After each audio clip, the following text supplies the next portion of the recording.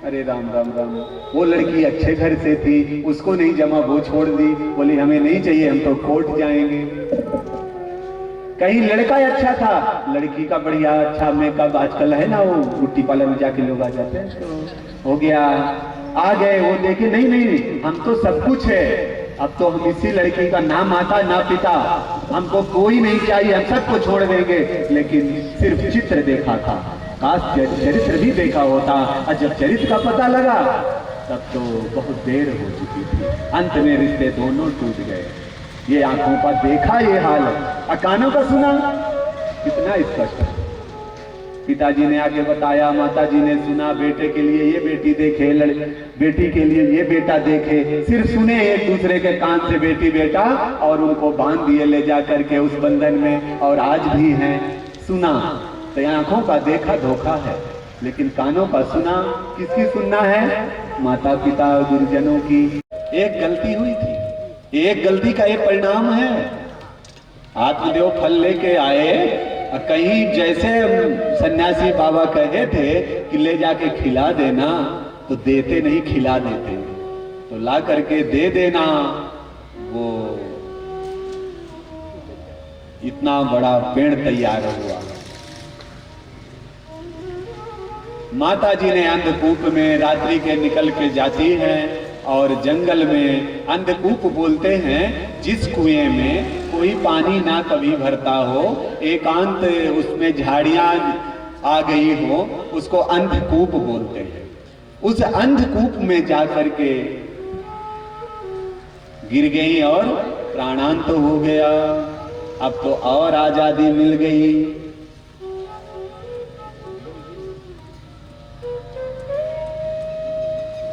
अभी तक तो भय था, अब तो भय भी खत्म हो गया। हीरे से एक राजा के यहाँ चोरी किए, बहुत हीरे जवाहरात इत्यादि चुरा करके लाए। अब दौलत भी हो गई। अब जो दौलत होते, लक्ष्मी पति और लक्ष्मी पुत्र, दो चीजें हैं। अगर जब तक हम माता जगत जननी जगदम्बा को लक्ष्मी का स्वरूप मानते हैं, यानी माँ का स्वरूप मानते हैं, जब तक हम लक्ष्मी को लक्ष्मी पुत्र बने रहेंगे, तब तक मैया की कृपा हम पे बरसती रहेगी। और जहाँ हम लक्ष्मीपति बने, अरे नहीं, लोग बोलते हैं अरे वो तो लक्ष्मीपति है, उसके बहुत पैसा है। लक्ष्मीपति सिवाय नारायण के कोई और हो नहीं सकता। तब कुंदकारी खूब लूट करके ले आए, तो 5 गणिका वैश्याओं से उनको प्रेम हुआ। साधु साई जाएं तो आंखों से देखे, कानों से सुने, रसना जिह्वा, यानी ये हमारी वैश्याएं हैं। हमें जो सुंदर लगे तो हम प्राप्त कर लें। ये मन है। कहते हैं कि वाल्मीकि में वर्णन है कि पुष्प दृष्ट्वा फलम दृष्ट्वा दृष्ट्वा स्त्रीणाम च यौवनम त्रीन रत्नानि दृष्टैवम कस्ना चलते मनः, तस्ना चलते मनः। सुंदर पुष्प, सुंदर फल, सुंदर स्त्री देख करके ऐसा कौन सा योगी मुनीन्द्र नहीं है कि जिसका मन चंचल ना हो। राम जी कह रहे हैं लक्ष्मण जी से कि पुष्प दृष्टा फलम दृष्टा दृष्टा स्त्री नाम च यौवनम। लक्ष्मण, आप तो जगत जननी तुम्हारी मां समान भाभी के तुम बगल बैठे हो, मन चंचल हो जाएगा। राम जी कह रहे हैं ऐसे भाई को जो कभी मां के चरणों के अलावा कहीं देखा नहीं है। आगे किष्किंधा में कांड में बोले हैं वाल्मीकि में कि ना हम जानामि कयूरम ना हम जानामि कुंडलम नूपुरमेव जानामि नित्यम पादाभिवंदना। यानी ना तो हम कभी मैया का बाजूबंद देखे और ना कुंडल देखे, हमने तो कुछ देखा ही नहीं। हम तो सिर्फ नित्य पाद वंदन करते हैं, सिर्फ चरण देखे हैं, हमको चरण पता है। आप कह रहे हैं मन चंचल हो जाएगा, बोले नहीं हो सकता है भैया।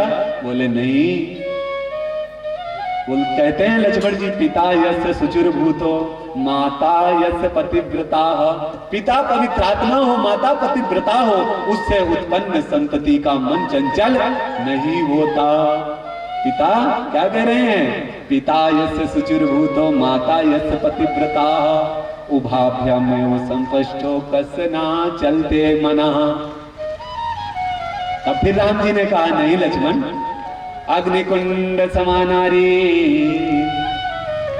घृत कुंभ समापुमान, अपार से सुंदरी चेता कसना चलते मना। पुरुष घी का घड़ा है, औरत अग्नि का कुंड है। अग्नि का कुंड आप प्रज्वलित करिए, अग्नि का घड़ा बगल में रख दीजिए, अपने आप पिघल जाएगा लक्ष्मण।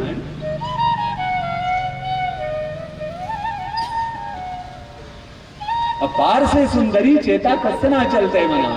अब बगल में सुंदर औरत हो, लड़की हो, आप कैसा मन चंचल नहीं हो। सुंदर पुष्प अगर लगा हुआ है, आप देख करके लगेगा तोड़ ले।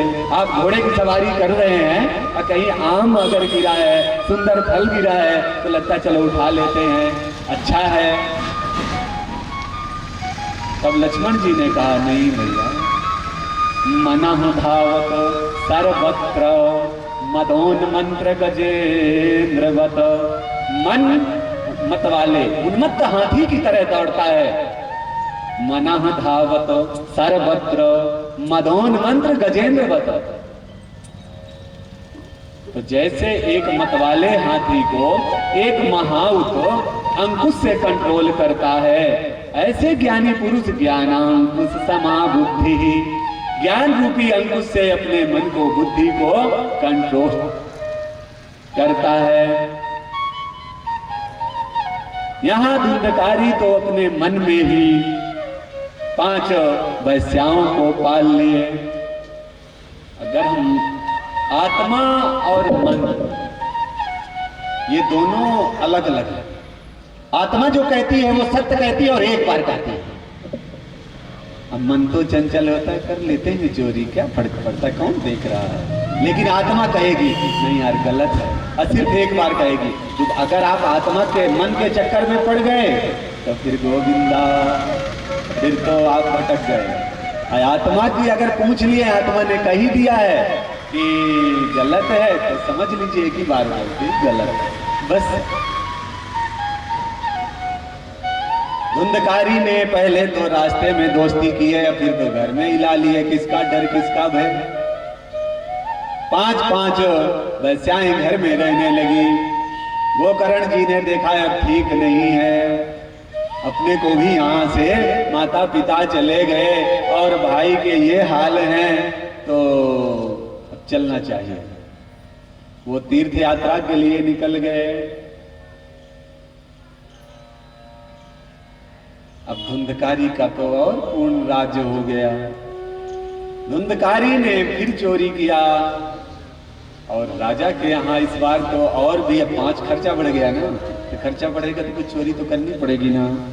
मोबाइल इत्यादि रिचार्ज करवाएंगे, कहीं शॉपिंग मॉल लेके जाएंगे, 5-5 हैं आज के परिवेश से, तो खर्चा बढ़ गया उस हिसाब से। इसलिए कहते हैं कि हमने रास्ते में देखा था और मोह हो गया, यानी प्रेम हो गया। काश हम उनके बंधु बांधवों से मिले होते तो चरित्र का भी पता चल जाता। इसलिए कहते हैं कि शादी ब्याह में बहुत जरूरत है बंधु बांधव की। रास्ते में जो लोग बोल दिए हैं कि हमने देखा है और प्रेम हो गया है, एक पत्थर उठाइए, अब पत्थर उठा करके अपने पास पृथ्वी में लिख दीजिए पृथ्वी या मिट्टी। कुछ कोई कठिनाई नहीं हुई लिखने में, हुई क्या? नहीं हुई। एक क्षण में आपको प्रेम, इसको लोग यहाँ कहते हैं प्रेम हो गया। हमने सिर्फ एक नजर देखा था।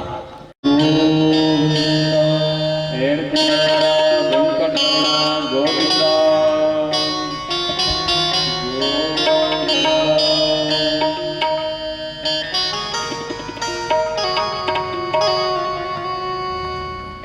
कल हम सब लोग कहाँ थे पता है? कल आप थे? नहीं थे।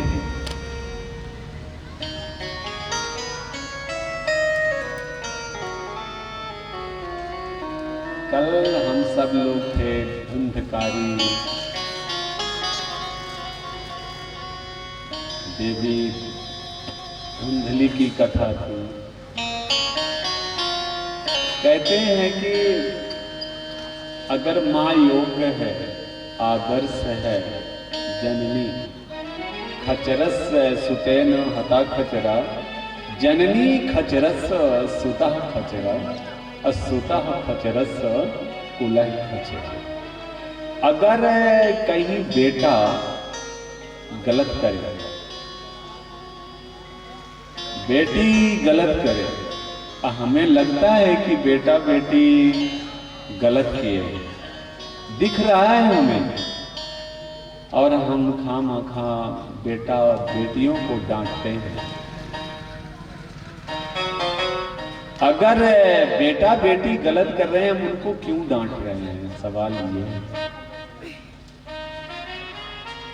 एक धुंधली भी एक माँ थी। अगर जननी योग्य है तो बेटा गलत कर रहा है तो हम बेटे को डांट रहे हैं, जबकि हमको वहां माता और पिता को डांटना चाहिए।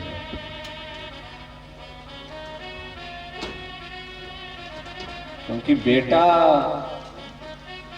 लड़का और पुत्र तीन है ना। नजरों में तो लग रहा है कि तीनों एक ही हैं, पर महादंतर है दोनों में। जैसे विष और विषय, विष उपभोक्तम हंति, अब विषया स्मरणादपि। महादंतर है।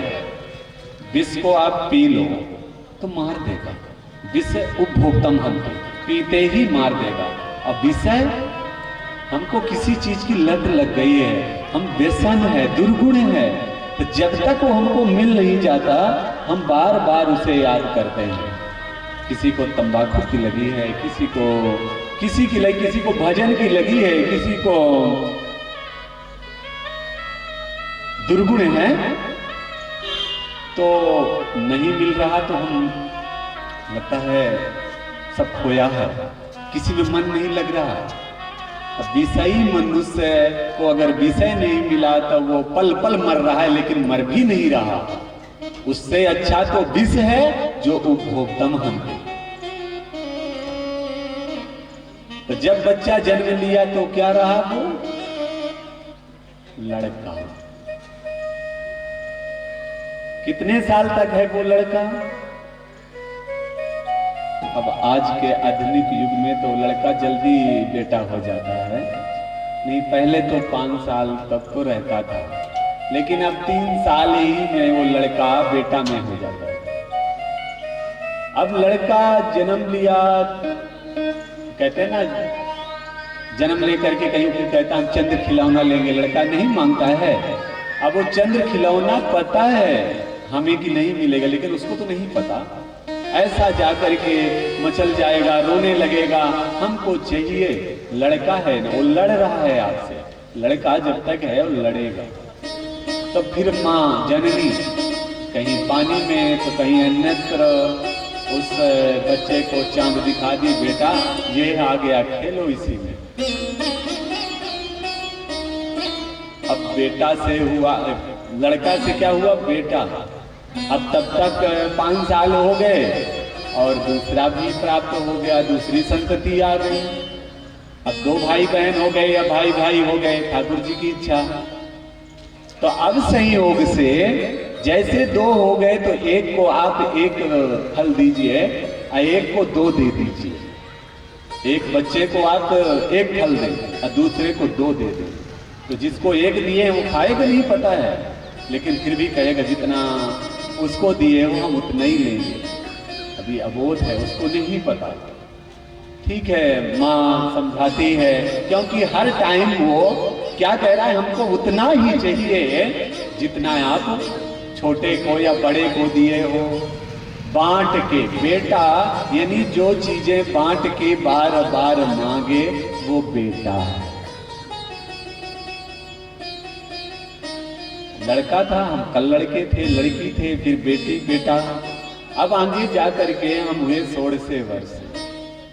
तो किसकी जरूरत पड़ती है? पुत्र की या पुत्री की।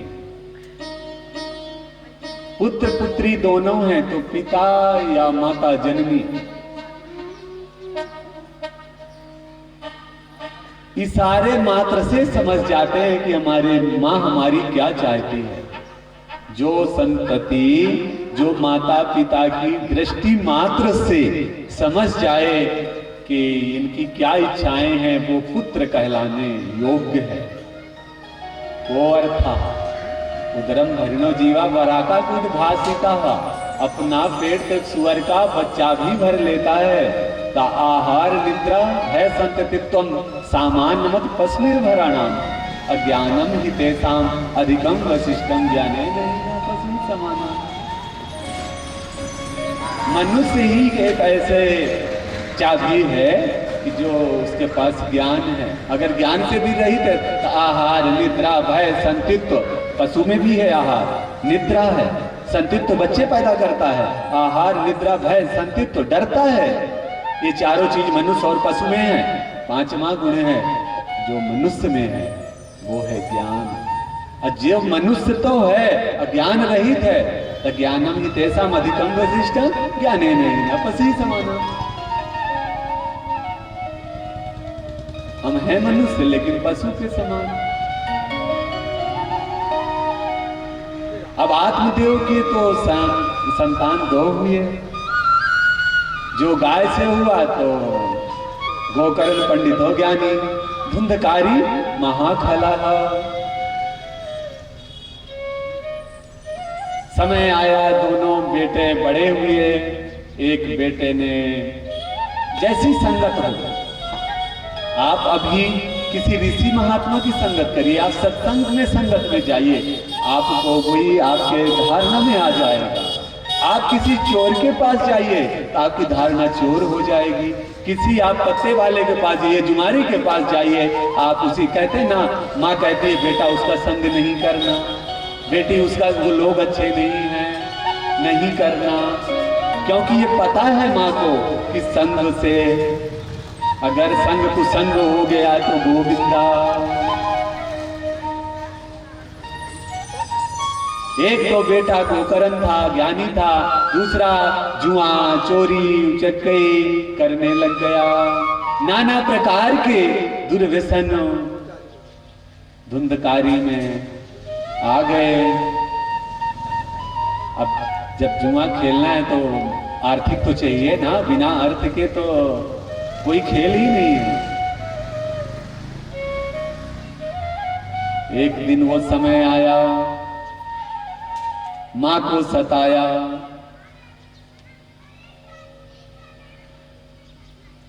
पिता को सताया। पहले बेटा घर से ही सीखता है ना।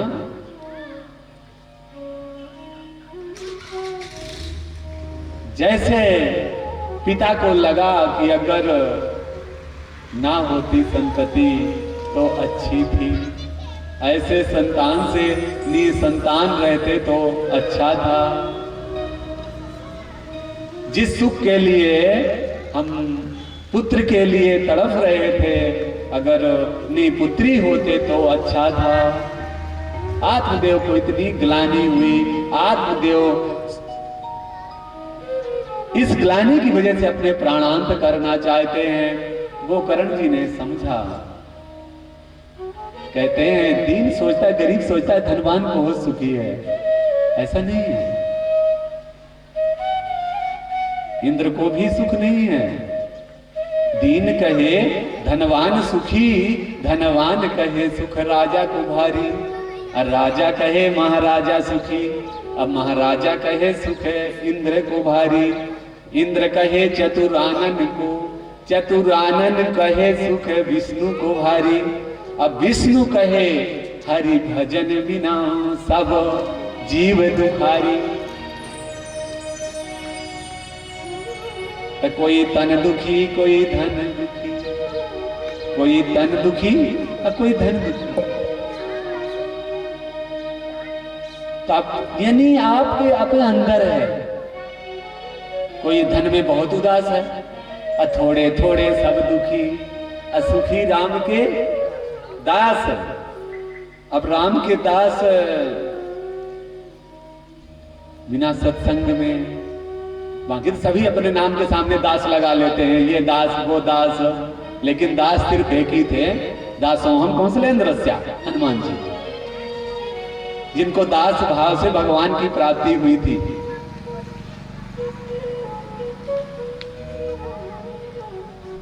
गोकर्ण जी ने पिताजी की व्यथा को देखा कि पिताजी काफी दुखी हैं, तो आकर के समझाते हैं, पिताजी आप जिस सुख को सुख मानते हो ये तो फंसने की चीज है।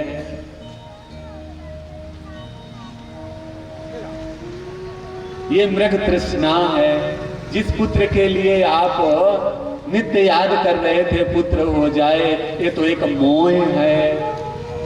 आप जब तक इस मोह और प्रेम दो चीजें होती हैं, आप अगर मोह किसको कहते हैं और प्रेम किसे कहते हैं? मोह क्या है? अभी आप कहते हैं भागवत किन किन लोगों को मुक्ति देती है, यही प्रश्न सौनक जी किए थे सूत जी से। तो कहते हैं जिंदा तो देती है, मरने के बाद भी मुक्ति प्रदान करती है। गोकर्ण जी सो रहे थे तभी अब भूत कैसे बोलते हैं हमें नहीं, पर भूत तो भूत जैसे बोलते होंगे ना। लोग बोलते हैं ना भूत काला काला होता है। अब काला होता है गोरा होता है, किसने भूत देखा है? भय का भूत है और डर जाओ वही काला है। तब भूत इतना भयंकर रात्रि के जब आवाज करने लग गया तो गोकर्ण सोचे कौन होगा, कौन हो तुम? अब वो भूत कैसे बोले? तो गोकर्ण जी ने हाथ में जल लिया और मंत्र पढ़ के जल मारा। ओम नमो भगवते सुदर्शनाय भो भो सुदर्शन दुष्टम दारय दारय दुरितमहानन पापम दादारोग्यम मर्दय मर्दय आरोग्यम कुरु कुरु ओम ओम राम राम हेम फट फट दादा हन भीषय भीषयो नमः। जैसे मंत्र का छोड़ा वैसे अहम भ्राता तदीयोस्मि धुंधकारी नामता स्वकीये नैव दोषेण ब्रह्मत्वं नास्ति मयः। मैं तुम्हारा ही भाई हूँ। अहम भ्राता तदीयोस्मि, मैं तुम्हारा ही भाई हूँ। मेरा नाम धुंधकारी है। ये तुम्हारी गति कैसे हुई? हमें तो पता था कि तुम्हारा प्राणांत हो गया है। बोले सारी स्टोरी धुंधकारी ने अपने भाई को सुनाए। बोले हम तो तुम्हारे नाम की तो गया श्राद्ध भी करके आ गए हैं। तो बोले गया श्राद्ध सतई 100 बार भी कर दो तो मुक्तिर में न भविष्यति। 100 बार गया करके आ जाइए फिर भी हमें मुक्ति नहीं मिलेगी। हम कोई छोटे ओटे प्रेत नहीं हैं, हम भूत ऐसे वैसे नहीं हैं, बड़े वाले हैं जिनको नाम से सतना डरेगा कि हाँ भूत है। तो बोले क्या करें? सुबह सूर्य को अर्घ दिए। सूर्य भगवान ने चिंतित थे गोकर्ण जी, तो आकाशवाणी हुई सप्ताहे श्रीमद्भागवतांलापः सप्ताहे श्रवणं कुरु। यानी सप्ताह श्रीमद्भागवत ही जो मुक्ति प्रेत पीड़ा विनाशिनी, प्रेत पीड़ा को भी विनाश करने वाली है। जैसे धुंधकारी को कथा सुनाने के लिए जो 7 ग्रंथि का बांस आज नारियल बांधते हैं ना, उसमें प्रथम दिन में 1 ग्रंथि, दूसरे दिन दूसरी, ऐसे करते करते 7वें दिन 7 ग्रंथियां फट जाती हैं। दिव्य रूप धरो जाता, दिव्य रूप चतुर्भुज रूप में धुंधकारी सामने प्रागट्य हुए और सभी लोग सुने। कोई धुंधकारी ही भर कथा नहीं सुने, लेकिन विमान सिर्फ एक ही आया धुंधकारी के लिए। अभी विमान आ जाए तो कौन कौन जाएगा? कोई नहीं जाएगा, है ना? है ना माता जी? हाँ, कोई नहीं जाएगा। क्यों जाएगा? क्योंकि क्या होता है कि अगर आज ही विमान आ गया तो ये रहेगा कि चलो विमान कथा सुनने में आएगा तो फिर अगली बार विमान वाली कथा सुनेंगे। अभी तो देहा विमान वाली कथा है, अभी तो फैक्ट्री के लिए हमने कथा सुनी, अभी तो हमने बच्चे ठीक नहीं थे उनके लिए कथा सुनी, अभी हमारे पास संतति नहीं थी हम संतति के लिए कथा सुनी। यानी जिस कामना से आप कथा आज सुन रहे हैं वो कामना पूर्ण हो रही है, लेकिन हम विमान के लिए ना कथा कर रहे हैं ना विमान के लिए आप कथा सुन रहे हैं, तो फिर कहां से बताओ विमान आया? कोई एक भी विमान के लिए सुन ही नहीं रहे। आ भी जाए तो कोई नहीं जाएंगे, बोलेंगे अगली बार कथा सुनेंगे फिर चलेंगे। अभी थोड़ा बेटी पढ़ रही है, बेटा पढ़ रहा है, थोड़ा नौकरी चाकरी लग जाए फिर चलेंगे।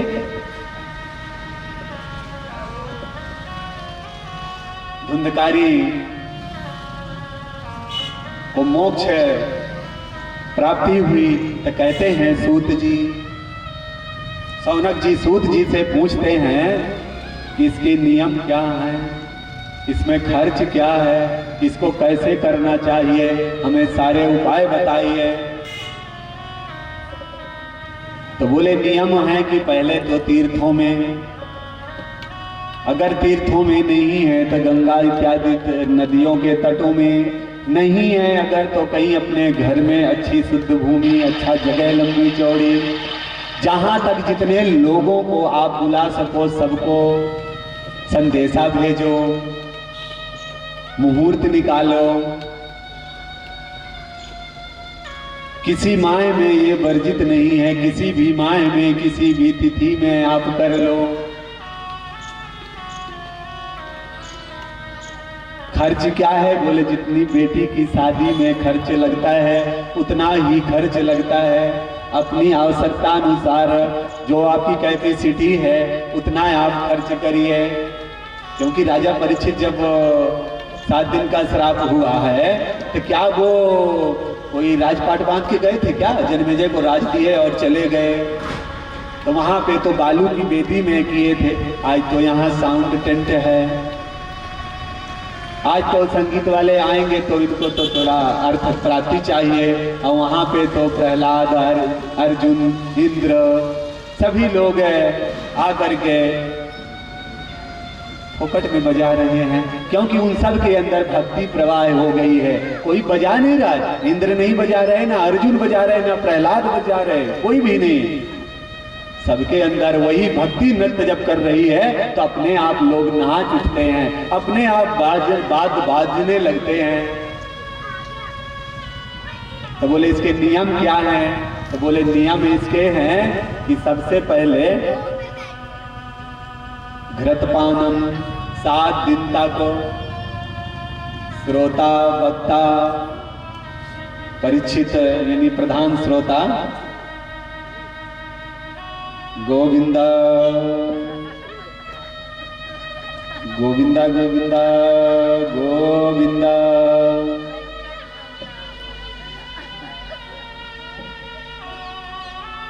हमारे परीक्षित जो है तो कहीं खोए हुए हैं।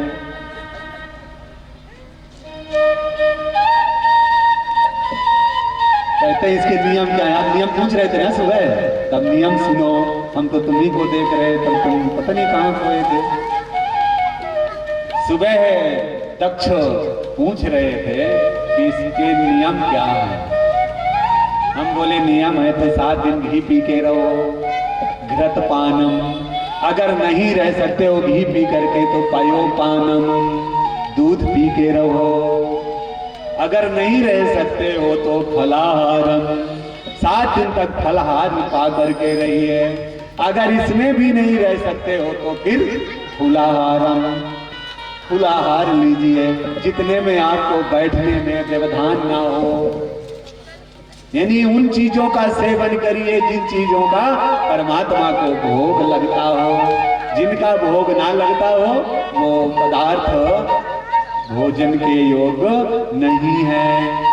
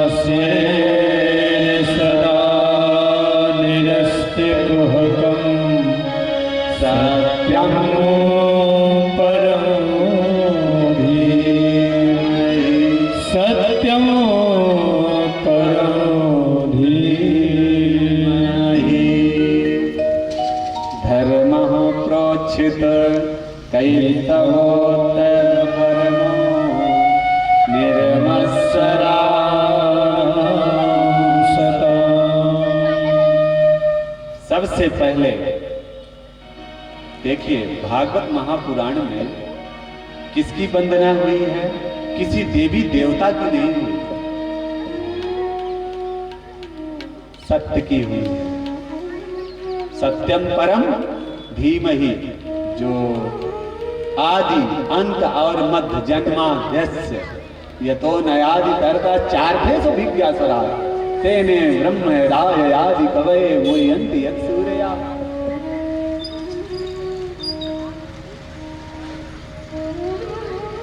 आज हम अपने आप को ही समझते रहते हैं कि सत्य जो हम देख रहे हैं वही है, और एक भी सत्य की चीजें नहीं है।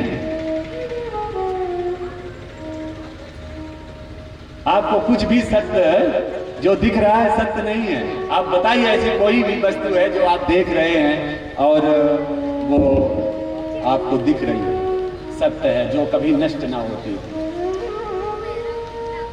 और तो कुछ नहीं देख सकते। हवा तो देख सकते हैं ना, हवा देखे हैं कैसी होती है, दुबली पतली मोटी गोरी, तो फिर कैसे देखें? हम महसूस कर सकते हैं, लग रही है लेकिन दिख नहीं रही, यानी सत्य है। जो चीजें सत्य हैं वो दिखती नहीं। आवाज हमारी निकल रही है, सत्य है, लेकिन दिख रही है क्या? नहीं दिख रही है। परमात्मा वही है। अब परमात्मा को पाने के लिए आपको अपने अंदर देखना पड़ेगा। तो अंदर कैसे देखना पड़ेगा? अब देख लीजिए कितना सुंदर है। आप भोजन करिए, और जब आप भोजन करेंगे ना तो अग्नि तो है जो पका रही है। आप उपनिषद में चलिए तो नचिकेताओं का जब प्रसंग पढ़ेंगे ना तब अग्नि आती है, और जब अग्नि आती है, अगर आप ऋग्वेद में जाएं तो अग्निमीड़े पुरोहित, मुख्य अधिष्ठाता अग्निदेव है। तो एक अग्नि तो हो गई जो हम भोजन पकाते हैं, हुई ना? दिखती है क्या? आपने अग्नि देखा है क्या कभी? सिर्फ उसका ताप आप महसूस कर सकते हैं, देखिए नहीं।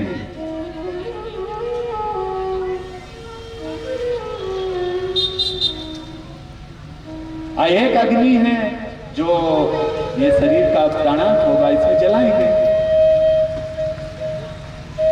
अब क्रिया दोनों चेंज हो गई। एक में हमने हवन किया और एक में हमने शरीर का ही हवन किया। तो यानी आपके अंदर एक अग्नि है जिसका नाम है जठराग्नि। परमात्मा आपके अंदर प्रवेश करेगा, आपके अंदर है अंश।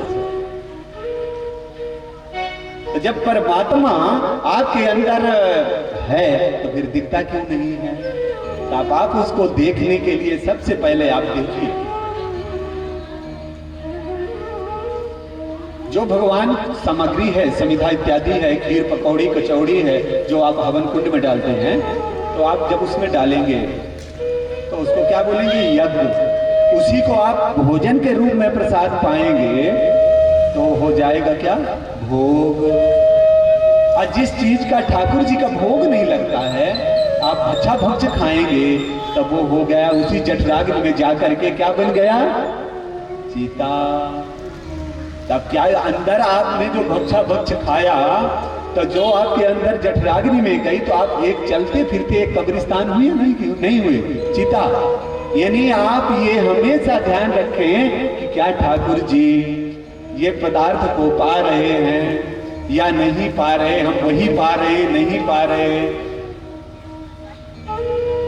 अगर आपने भोजन पे ही संयम बरत लिया तब ठाकुर जी समझ लीजिए आपके घर में रसोई है, और जहां रस है वही होई। कौन? कहीं रसोई। रस जहां होगा, आजकल तो घरों में रसोई ही नहीं है, क्या है पता है? किचन है ना? किचन है। वो इतने किचन है कि किचन में बहुत किचकिच है। किचन जहां है वहां किचकिच है। कहीं लहसुन लड़ रही है प्याज से, तो कहीं पत्नी लड़ रही है पति से, कहीं पुत्र लड़ रहे हैं माता पिता बहन से, यानी क्योंकि रसोई नहीं है, और जहाँ रसोई नहीं तो वहाँ रस कैसे हुई? सीता रसोई। आप आज अभी भी जाइए, नासिक गए होंगे, कितनी दिव्य और भव्य माता जी की रसोई है, सीता रसोई। जहाँ जिन घर में रसोई है समझिए ठाकुर जी का वहाँ भोग लगता है, और जहाँ भोग लगता है वहाँ रस है। गुरु जननी गुरुजन कहा, गुरु कुलस संपदा, अगुरु सुख समृद्धि चा, तस्मै श्री गुरुवे नमः। वो माँ गुरु कहलाने योग्य है, गुरु जननी। सौनक जी ने सूत जी से 6 प्रश्न किए, 1-2 प्रश्न नहीं है। कितने प्रश्न हैं? 6। पहला प्रश्न है, प्राणी मात्र का कल्याण कैसे हो? अपना कल्याण देखिए, यहाँ भी अगर हम चाहते तो हम पूछ लेते ना, मेरा कल्याण कैसा हो? ऐसा कोई उपाय बता दीजिए कि मेरा कल्याण कैसे हो। लेकिन नहीं, प्राणी मात्र, जीव मात्र का कल्याण कैसे हो। दूसरा प्रश्न है, शास्त्र तो बहुत है पर सार क्या है? शास्त्रों का निचोड़ क्या है? तीसरा प्रश्न है, भगवान अवतार क्यों लेते हैं? भगवान तो सर्वशक्तिमान है। अरे वो चाहते तो वहां से भी, जब वो जन्म और मरण संहारक पालक सब वही हैं, तो फिर लंका जाने की क्या जरूरत थी? वन वन में सीता के लिए क्यों भटक रहे थे, क्यों रो रहे थे? हे खगमृग कर मधुकर श्रेणी, क्या देखी तुमने सीता मृग नैनी? तो क्या जरूरत था? अगर परमात्मा है तो वहीं से भी कर सकता था संहार। चौथा प्रश्न है, भगवान के कितने अवतार हुए हैं? पांचवा प्रश्न है, जीवन का लक्ष्य क्या है? अधर्मः कम शरणं गताः। जब भगवान चले गए हैं लीला संवरण करके, तो धर्म किसकी शरण में गया है? यही 6 प्रश्न पूरी भागवत। भागवत क्या है? भागवत में क्या है? तो कहते हैं भागवत में 12 स्कंध हैं, 18,000 श्लोक हैं। इस लोक में हम उन्हें पढ़ेंगे तो उस लोक में काम आएंगे, इसलिए है ना। तो भागवत में 18,000 श्लोक हैं, उस लोक के काम के लिए। 335 अध्याय हैं। भागवत है 4 शब्द, भा से भक्ति, गा से ज्ञान, भागवा, व से वैराग्य या वंश वृद्धि, ता से त्याग।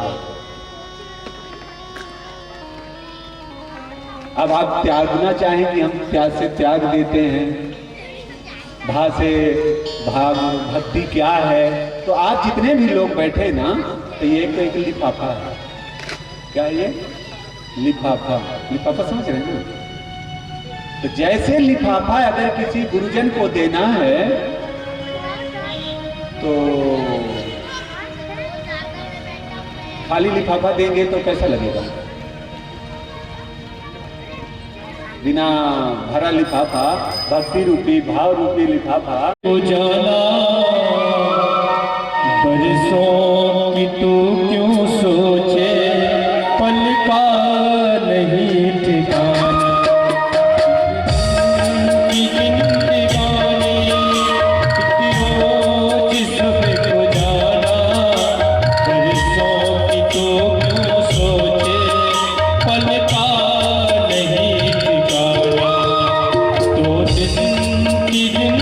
जिंदगानी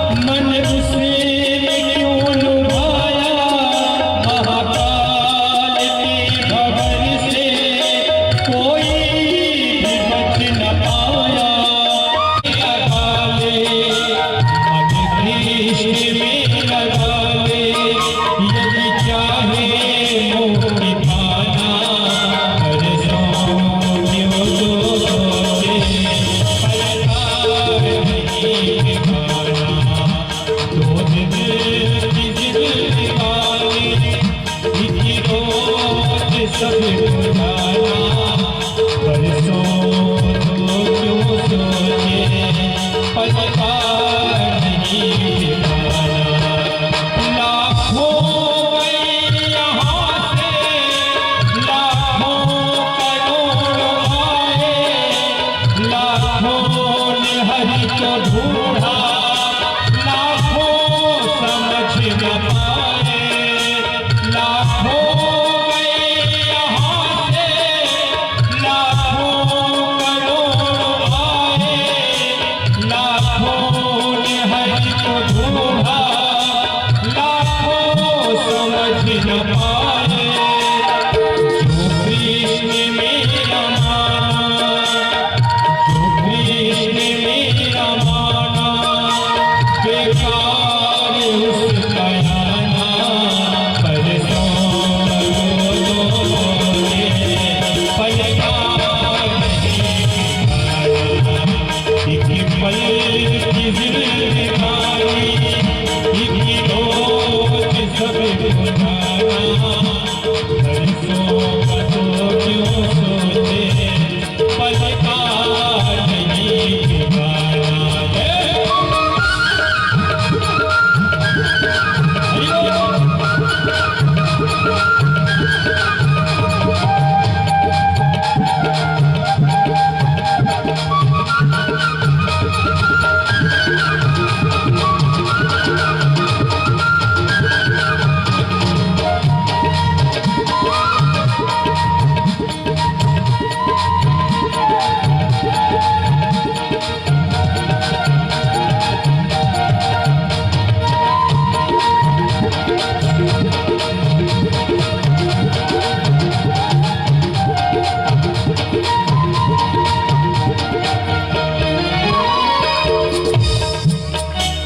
चाहे जितना धन कमा ले, चाहे जितने घर बना ले, चाहे जितना नाम कमा ले, चाहे जितने यश लुटा ले, चाहे जितना धन कमा ले, चाहे जितने घर बना ले, चाहे जितना नाम कमा ले, चाहे जितना यश लुटा ले।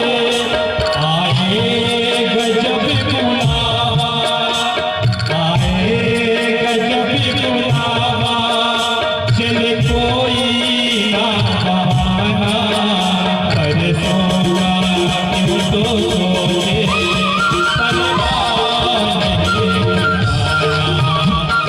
दो दिन की जिंदगानी, एक रोज सब गुजारा। बरसों का तो क्यों सोचे, पल का नहीं ठिकाना।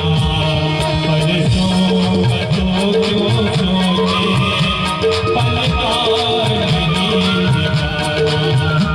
बरसों का तो क्यों सोचे, पल का नहीं ठिकाना।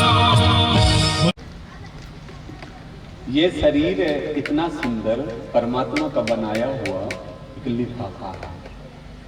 भागवत 4 शब्द हैं। भा से भक्ति, यानी भाव। इस लिफाफा में भक्ति रूपी भाव भर के अगर हम परमात्मा को अर्पण करेंगे तो ये मनुष्य योनि जो है ना, ये ऐसी मास्टर चाबी है, ऐसी मास्टर चाबी है। आप सोचिए 84 लाख योनियों में सिर्फ एक ही चाबी है जो ये फिट होती है। यानी अगर इधर आप घुमा दिए तो भक्ति मार्ग है, और इधर आप घुमा दिए तो खुल तो लाख हो गई। इतना ही चलता है ना चाबी में। तो अगर संसार के दुखों में आप घूमना है तो आप यूं किए तो फंस गए, यूं कर दिए तो घुस गए। अगर आप परमात्मा, ये मनुष्य योनि एक मास्टर चाबी है 80 लाख योनियों में, अगर इसको भी हम खो दिए तो फिर 80 लाख योनि हमको फिर भटकना पड़ेगा। अरे एक संत जी कहा करते थे, एक सूरदास थे, वो कथा के सत्संग में अंत में निकल के आते थे, क्योंकि आ तो पहले जाते थे लेकिन जाने में सूरदास थे तो कहीं किसी के लग न जाए या कहीं स्वयं को ना हम गिर जाएं। तो जब सब लोग निकल जाते थे तो एक जगह दीवार पकड़ लेते थे, ऐसे हाथ करते करते करते करते करते करते जैसे गेट दीवार को टच करते जा रहे थे, गेट तो मिल ही जाएगा, लेकिन जिस जगह गेट आता था उस जगह उनके सर में खुजली हो जाती थी, ऐसे खुजलाने लगते थे, तब तक वो गेट निकल जाता था, फिर वहीं पहुंच जाते दीवार में। ऐसे करते कई 84 लाख योनियां बीत गई। जैसे हमको मनुष्य योनि मिलती है तो हम सरकारों का वर्णन है, पृथक पृथक 24 अवतार आपको मिलेंगे बीच में। यहाँ व्यास जी अब पुत्र तो चले गए ना, और यहाँ सूत जी पूछते हैं, सौनक जी पूछते हैं सूत जी से कि ये जो 7 दिन की ये परंपरा चली है सुनने की, तो पहले किसने सुना, कैसे सुना, राजा परीक्षित को ही क्यों सुनाया गया, आखिर ये तो बताएं। यहाँ नारद जी जा रहे हैं भ्रमण करते हुए। नारद कौन है आप पहले ये समझिए। तथा हर जगह नृत्य रोज होती है, कहीं ना कहीं आप इतने प्रेमी श्रोता हैं तो नृत्य सुनते होंगे। भागवत में वर्णन है कि नारद जी ब्रह्मा के 10वें पुत्र हो, लेकिन नारद जी जब नारायण के ही सब पुत्र हैं तो फिर ब्रह्मा जी के पुत्र नारद कैसे हो सकते हैं। आप इतने टीवी सीरियल देखे होंगे, देखते हैं, कभी भगवान नहीं कहे कि नारद को बुलाओ, कभी कहे क्या, नहीं बोले। जैसे भगवान की इच्छा कोई प्रागट हुई अंदर, वैसे नारद ने मन में परमात्मा के प्रति इतना, तो वहां पे उदास बैठे हुए हैं सरस्वती नदी के तट पर, समयाप्रास आश्रम में अपने। क्यों उदास बैठे, क्या हुआ, नारद जी ने कहा। तो बोले अरे व्यास जी कहते हैं कि नारद जी हमने 17 पुराण लिख डाले, हमें संतुष्टि नहीं मिली तो हमने 4 वेद, एक वेद के 4 वेद, 4 वेद के 17 पुराण, फिर भी हमें संतुष्टि नहीं हुई तो हम वेद से पंचम वेद महाभारत रच डाले जो कि 1 लाख मंत्र हैं, लेकिन हमें फिर भी शांति नहीं मिली। बोले अभी आप प्रपंच लिख रहे थे, आपको ये सब लिखने की क्या जरूरत थी, अरे आप मेरे को देखिए मैं क्या था। बोले हैं आपको क्या देखे, बोले मैं तो पूर्व जन्म का दासी पुत्र रामदास था। अब भगवान की भगवत्ता, भगवान की प्रभुता हमसे भली भांति कौन जान सकता है।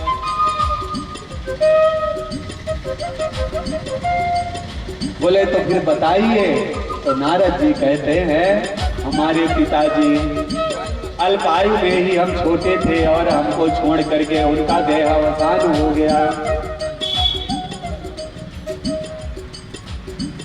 आज जैसे एक बच्चा है, आज कथा हो रही है, जहाँ भी हो तो उनको तो हम तो यही कि सुने और परमात्मा अपने चरणों में जगह दें। तो आज इस बच्चे की स्थिति उस नारद जैसे है। आज एक ही मार्ग, 4 लोग आएंगे 4 तरह से बोलने वाले, लेकिन अब इस टाइम बहुत जरूरत थी पिता की। 16 वर्ष के पहले माँ की जरूरत होती है, अब 16 वर्ष के बाद क्या कह रहे हैं, किसकी जरूरत होती है, तो कहते हैं गुरु जननी गुरु जनकः, जनकः यानी पिता। 16 वर्ष से जननी जन्म दे दी, पालन अब हमको मार्ग ज्ञान कौन दे रहा है, तो जनक करब जनक जननी की नाई, जनकः जनकात्मजः यानी पिता उत्पन्न करने वाला। फिर आते बंधु बांधव पहले, लेकिन उस टाइम नारद जी कह रहे हैं कि आप बिल्कुल भी, हम अपना पूर्ण चरित्र सुना रहे हैं आपको। हमारे पिताजी का प्राणांत हो गया और हमारी माता अकेली रही, रोती रही। एक दिन संतों की मंडली आती है और माता जी उन्हीं संतों के साथ उन्हीं के आश्रम में चली गई।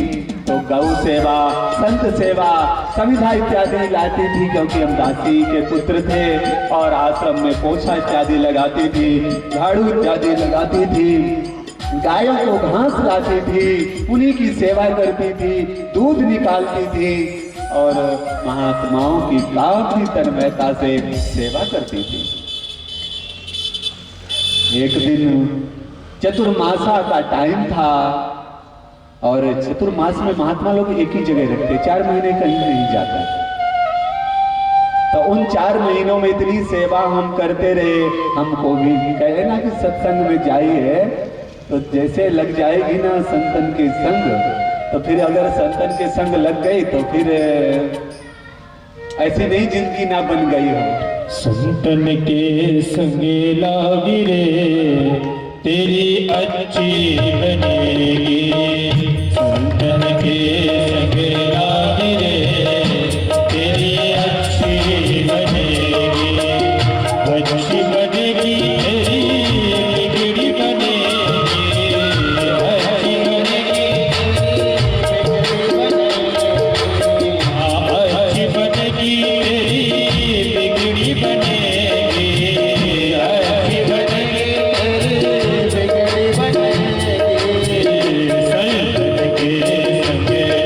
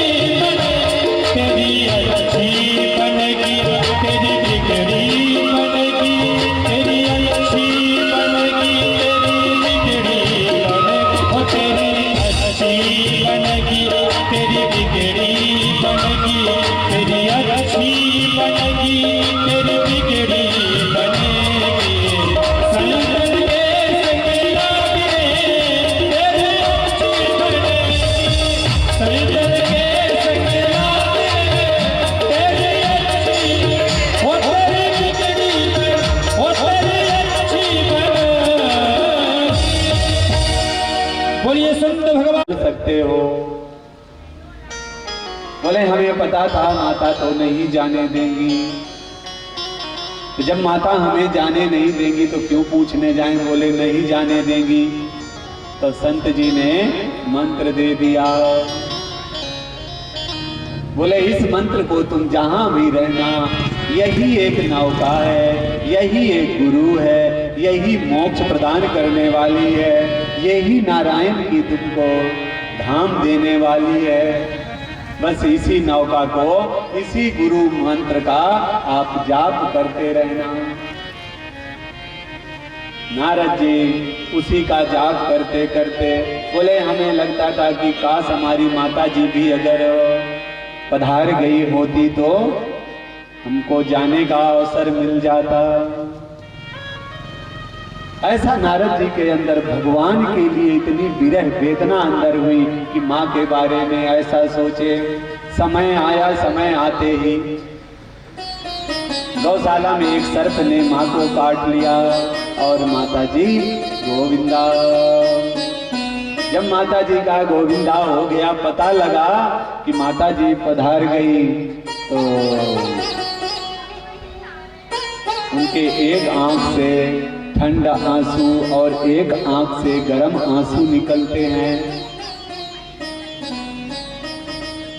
ऋषि पुत्रों ने पूछा कि ऐसा क्यों हुआ।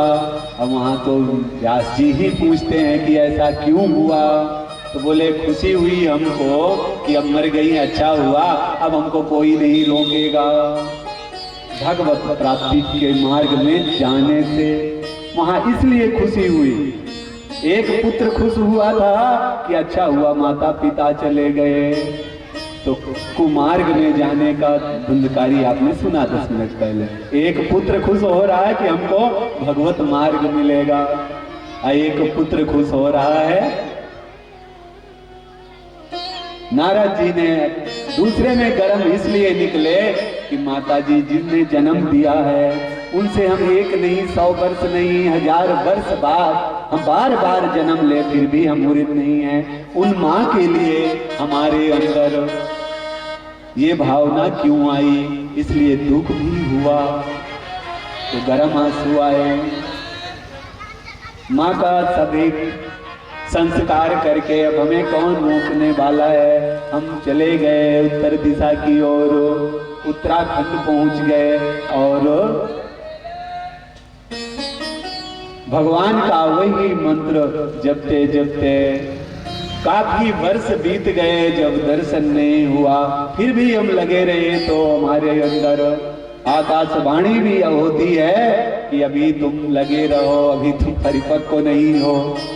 क्योंकि वो झलक उनके अंदर आती है। बोले अब हमको तो प्राप्ति हो गई ना ठाकुर जी की, तत्काल वो झलक निकल जाती है। तो बोले अगर आप कंटिन्यू रह जाते ना अंदर, तो बोले जब नहीं रह जाना था अंदर तो तुम आए क्यों थे, क्यों दर्शन दिए। बोले अगर दर्शन नहीं देते तो संतों की बात झूठी हो जाती, तो कोई भजन नहीं करता कि इसका मंत्र का जाप करना भगवान मिलेंगे। तो थोड़ा चटनी चटा दिए हैं, तो यदि चटनी है तो पूरी चटनी चाहिए तो भजन करनी होएगी। तो फिर लगे रहे, समय आया, बोले अभी प्रलय होएगा, प्रलय के बाद जब लय हो जाएगा तब तुम हमारे धाम को प्राप्त होगे। और देखिए आज मैं ब्रह्मापुत्र नारद बन के आपके सामने हूँ। तो आप भगवान नारायण के गुणों का अनुवाद लिखिए, गुणानुवादन करिए।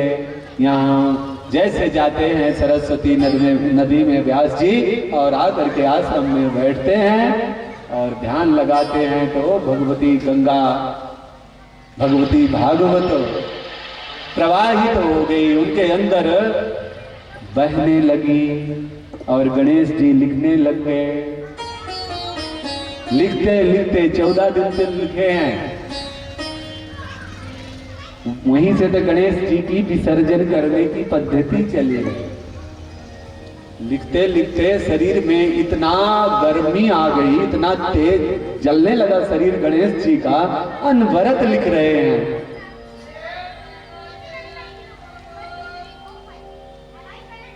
तो जो शरीर जलने लगा तो व्यास जी क्या करते हैं कि शीतल करे ना शरीर को, तो सरस्वती नदी की मिट्टी लेकर के गणेश जी के ऊपर लगा देते हैं, क्योंकि अभी पूर्ण नहीं हुआ है। इतना शरीर गर्म था कि वो मिट्टी झड़ जाती है, गर्म था सूख करके झड़ गई। जैसे वो मिट्टी झड़ती है तो उसके आज जो गणेश चतुर्थी को आप हम सब लोग गणेश जी विराजते हैं ना, तो मिट्टी के, तो वही मिट्टी का फिर जा करके कहते विसर्जन करते, विसर्जन नहीं करते, ले जा करके इतना गर्म थे गणेश जी कि वहां शीतल के लिए नहीं बुखार आता जब हाई टेम्परेचर, तो डॉक्टर लोग भी पानी डालते हैं, तो वहां पे गणेश जी को सरस्वती नदी में शीतल करने के लिए, तो आज तो कहते हैं चलो विसर्जन कर दो, और ऐसी मिट्टी लेते हैं कि जो कभी शीतल ही नहीं होती है। इसलिए गणेश जी की वहां से विसर्जन की पद्धति, आप विसर्जन बोलते हैं शीतल की, उस मिट्टी के गणेश जी वर्ष में एक बार बनाए जाते हैं। अब भागवत संहिता तो व्यास जी ने लिख करके पूर्ण कर दी है, लेकिन अब तो इसको किसी परमहंस की संहिता है, किसी योग को ही देना चाहिए। कोई योग को दे देंगे तो फिर एक पिता के कई पुत्र होते हैं, तो राजा उसी को बनाते हैं जो राजा के योग्य होता है। तो बोले पुत्र तो परमहंस जन्म लेते ही जो जंगल चला गया है, अपना ही पुत्र है, अपने ही पुत्र को क्यों ना दे दें।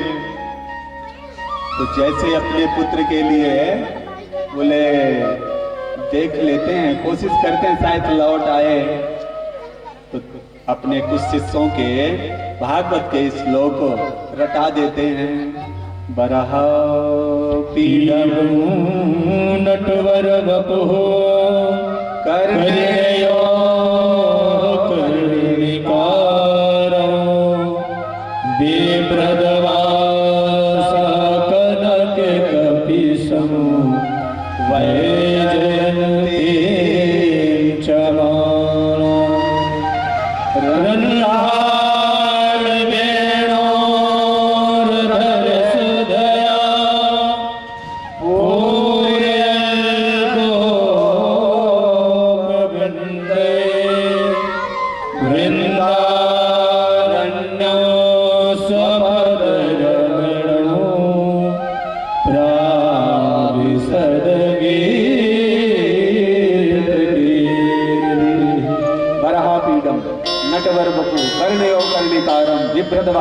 यानी इस श्लोक में परमात्मा के कृष्ण के रूप का वर्णन कर दिए, श्रृंगार का वर्णन, क्या मोरपंख, क्या मुस्कान, क्या बंसी, क्या पीतांबर, पूरे रूप का वर्णन करते हैं, उनके सौंदर्य का, लावण्य का वर्णन करते हैं।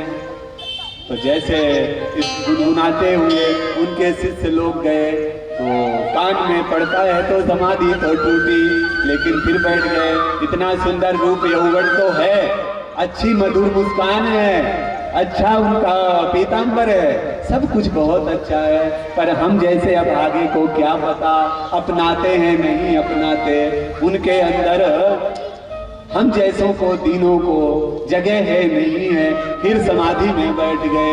आकर के बताते हैं कि गुरुदेव हम तो गए थे और वहां श्लोक भी सुनाए, और श्लोक सुनने के बाद उनकी समाधि भी टूटी, लेकिन वो फिर बैठ गए। बोले एक और श्लोक लेके जाओ, ये दवाई दो, अब चटनी चटा रहे हैं, ऐसा हो सकता है किसी चटनी में काम आ जाए, तो क्या दे रहे हैं? अहो स्तन काल कूटो जिघांसया पाय यदा प्रसादे लेवे चितां ततो नमो कंबा